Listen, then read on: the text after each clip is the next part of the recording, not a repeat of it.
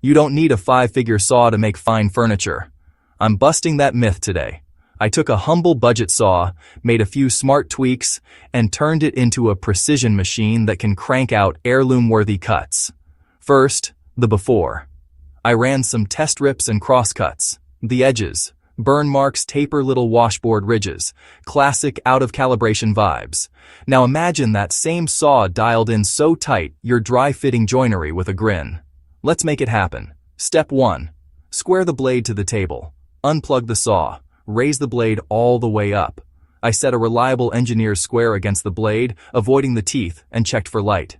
If I saw a gap, I loosened the trunnion, or tilt stops, depends on your model, and nudged the mechanism until the blade was dead 90 degrees to the table.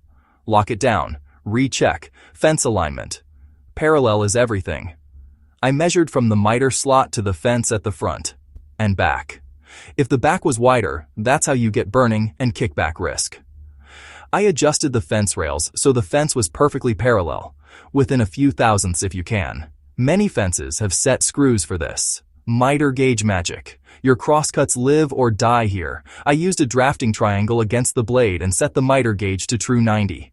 For extra accuracy, I did the 5-cut method on scrap. Cut, rotate, repeat, measure the error, then tweak the gauge until that error disappears. Secret sauce time. Bevel stops. I set the 0-degree stop and the 45-degree stop using a digital angle gauge or a reliable square and a known 45. That way, when I lean the blade over, it actually stops at the number repeatably. Blade stability. Clean the blade, check for pitch on the teeth, and snug the arbor nut. Firm, not gorilla tight. If your saw allows, add a thin stabilizer plate. While you're in there, verify the riving knife or splitter is coplanar with the blade to prevent pinching. Dust collection.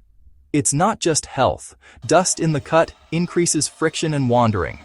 I sealed obvious gaps with tape and hooked up a decent vac. Cleaner kerfs, cleaner shop. Time to prove it. I ran the same before cuts. Night and day. No burn, no taper, smooth surfaces. Then I cut box joints and a dovetail shoulder line right off the miter gauge sled. The fit? Chef's kiss. From budget saw to boutique results, your masterpiece awaits. Grab your saw, follow these steps, and unlock the accuracy hiding in plain sight.